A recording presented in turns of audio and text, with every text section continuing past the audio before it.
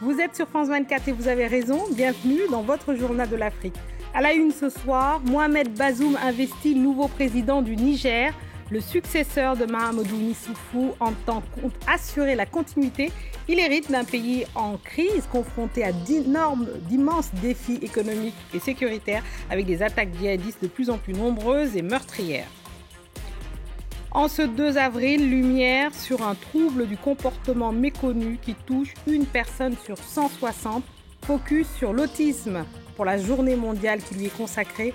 Nous irons au Cameroun à la rencontre de Marie-Mélanie Bell, mère d'un autiste et présidente fondatrice d'un centre d'aide aux personnes qui souffrent de troubles autistiques. À la fin de ce journal, nous irons à la rencontre de Anis et Hanifa Saïdoun. Ils sont algériens, citadins et ont décidé de tout quitter pour s'investir dans l'agriculture biologique. Pour eux, ce n'est ni une ferme, ni un jardin, ni un champ, mais une forêt comestible. Restez avec nous, reportage dans cette édition.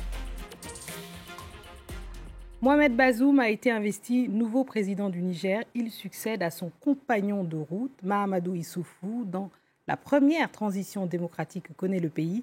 Le nouveau chef de l'État entend assurer la continuité dans ce pays pauvre, en proie à une grave crise sécuritaire. Récit d'Axel Simon et Shirley Sidney. Mohamed Bazoum, nouveau président du Niger. Une prestation de serment dans un pays en pleine crise, 2 jours après une tentative de coup d'État qui a tourné court. Ses premiers mots condamnent la barbarie des groupes djihadistes qui multiplient les attaques dans le pays. Depuis janvier dernier, ils se livrent à des massacres de civils innocents à grande échelle, commettant à l'occasion des vrais crimes de guerre. Le terrorisme est un vrai malheur pour notre pays. Un mandat qui commence pour Mohamed Bazoum sous haute tension sécuritaire, plus de 30 ans après son entrée en politique. Professeur de philosophie issu d'une tribu ultra-minoritaire, les Ouled Slimane, Bazoum s'est très tôt allié à Mahamadou Issoufou, le président sortant, il y a près de 30 ans. Ensemble, ils ont créé le Parti nigérien pour la démocratie et le socialisme lorsque le Niger s'est ouvert au multipartisme. Sous les mandats d'Issoufou, Bazoum a tenu des portefeuilles régaliens, l'intérieur et les affaires étrangères notamment. En 2019, c'est lui que le parti au pouvoir choisit comme candidat pour l'élection présidentielle. Une succession autant qu'une transition démocratique, une première dans le pays. Quels sont les défis qui attendent le nouveau président du Niger? Écoutez l'analyse de Louis Magloire Komayou, journaliste et président du Club de l'information africaine. Il était interrogé un peu plus tôt sur notre antenne.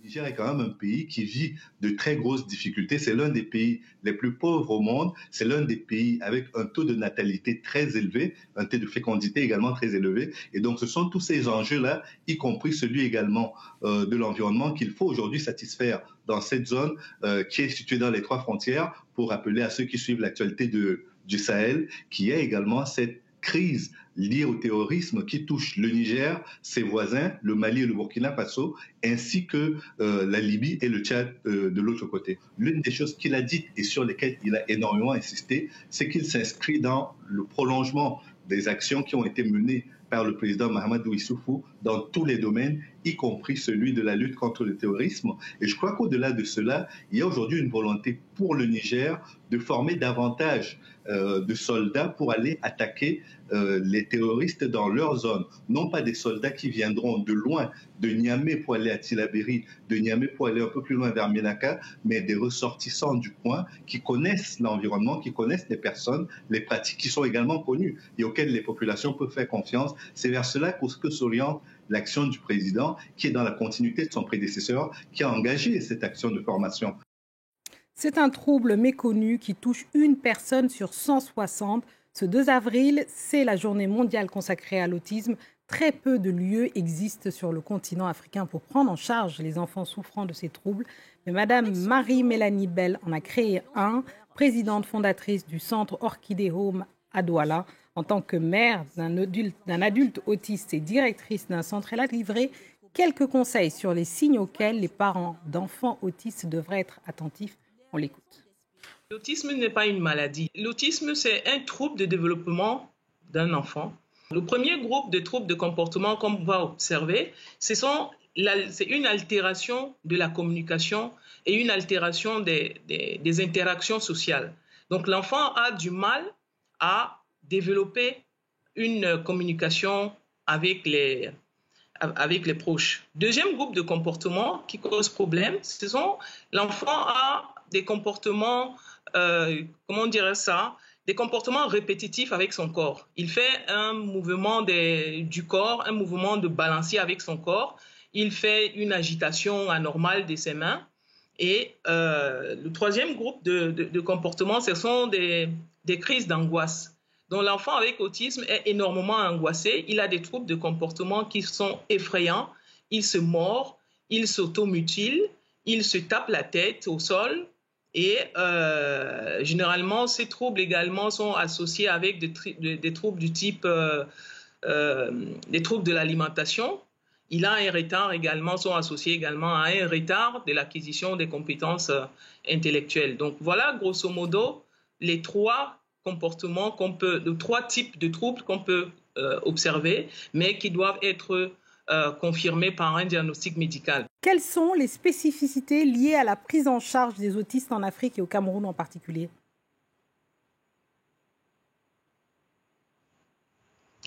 À l'Afrique et au Cameroun en particulier, je dirais que c'est le manque de professionnels.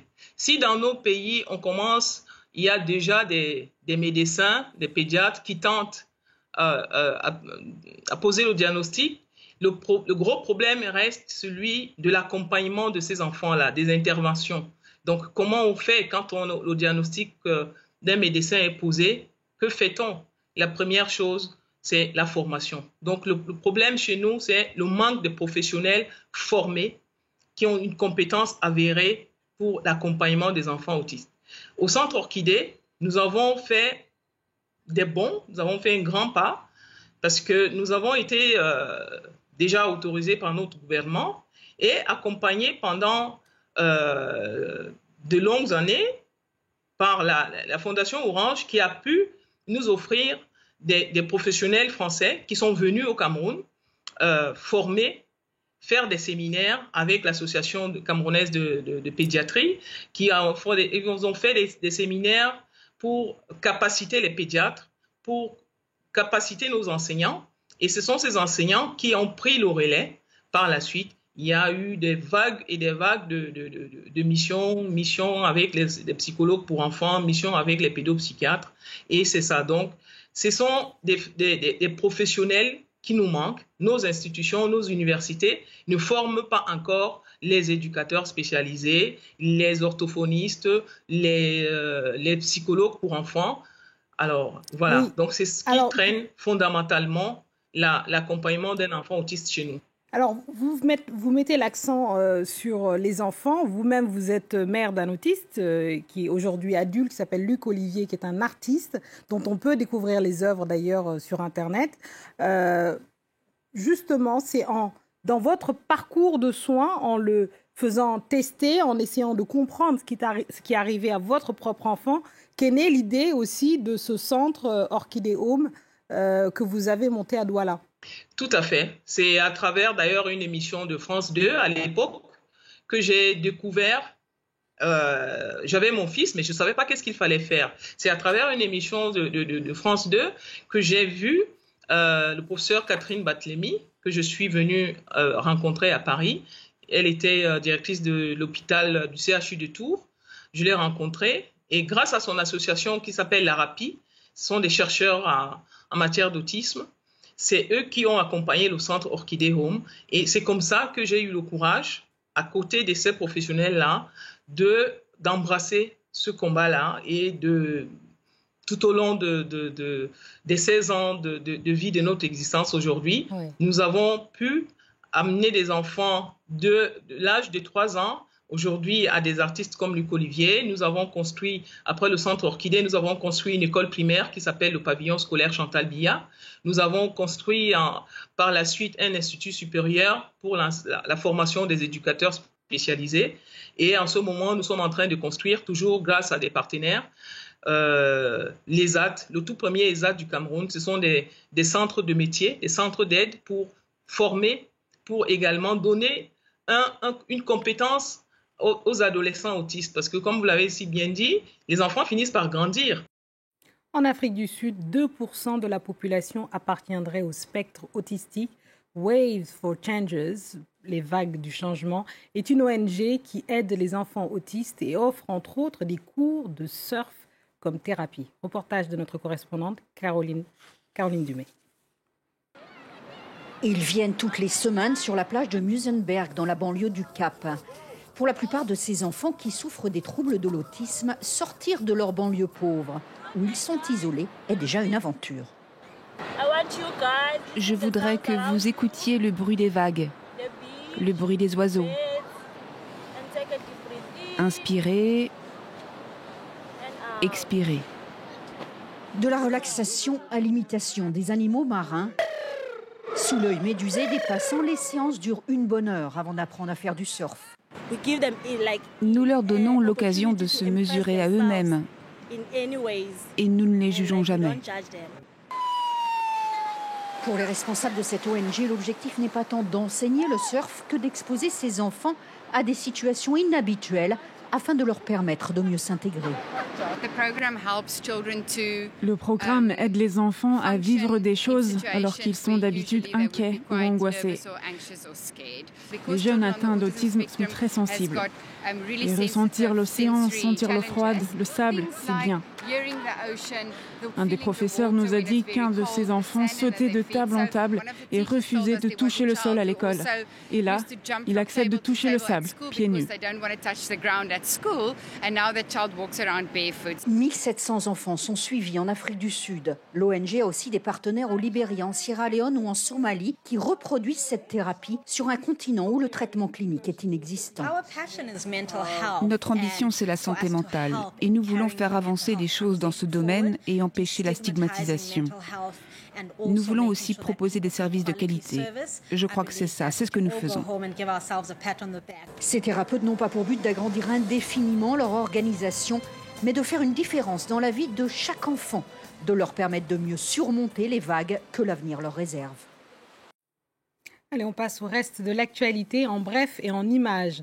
4 casques bleus tchadiens de la mission de l'ONU au Mali ont été tués. Ce vendredi matin, des djihadistes ont attaqué leur camp à Aguelok, situé dans le nord-est du pays. Et pratiquement au même moment, 2 soldats maliens ont été tués et 6 autres blessés dans une autre localité dans le centre du pays. Au moins 6 supplétifs civils engagés dans la lutte anti-djihadiste ont aussi été tués jeudi soir dans une embuscade dans le nord du Burkina Faso.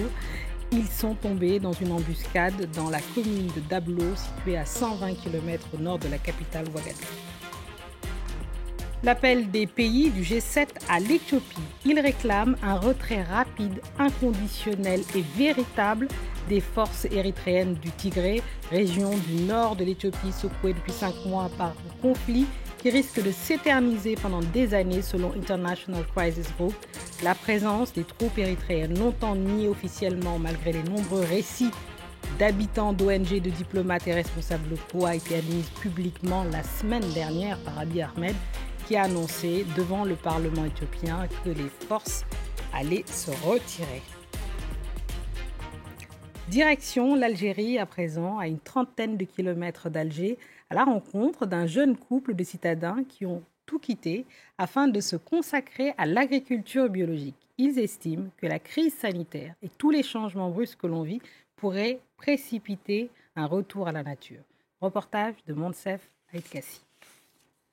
Hanifa ont quitté leur zone de confort pour se consacrer à l'agriculture biologique. Plus qu'une passion, c'est un engagement que ces jeunes mariés ont toujours partagé, même avant de changer de vie. Ils ont décidé de créer leur propre ferme sur ce terrain familial de près de 3 hectares à une trentaine de kilomètres d'Alger. Notre visite commence par ce qui représente pour eux le coin de prédilection. On vient ici pour se ressourcer un peu, pour se donner un peu un remontant psychologique pour toute la journée. On fait le plein d'énergie, de bonne humeur surtout, et puis on descend au champ pour aller travailler la terre. Anis a 28 ans, il est pharmacien. Son épouse Hanifa, âgée de 26 ans, est ingénieure diplômée de l'école polytechnique d'Alger. Leur objectif, prôner une agriculture respectueuse de la nature. En permaculture, donc, ce qu'on fait, c'est du compagnonnage. Donc, par exemple, on ramène des animaux. Par exemple, les canards, quand on les ramène, eux, ils nous débarrassent des limaces Et nous, on leur offre une mare. Les canards adorent barboter dans l'eau. On a choisi l'agriculture biologique parce que c'est un peu la santé aussi. C'est-à-dire qu'avoir dans son assiette des légumes et des fruits qui sont bio, c'est aussi être en santé, ça veut dire que c'est bien consommé. Et le consommateur algérien, il cherche un produit de qualité. Ce qu'il cherche aussi, on a remarqué, c'est un rapport direct avec l'agriculteur. Donc, ils veulent voir les légumes pousser, les légumes qui finiront dans leur assiette, ils veulent les voir pousser. Sensibiliser au compostage fait également partie des priorités du jeune couple. Là, c'est un composteur fait maison, donc on a fait ça. Et systématiquement, quand les gens viennent nous rendre visite, on leur demande que la prochaine fois qu'ils viennent, ils ramènent des déchets ménagers organiques. Nous, nos propres déchets organiques, on les trie, on les met ici, on laisse composter le temps que ça prenne.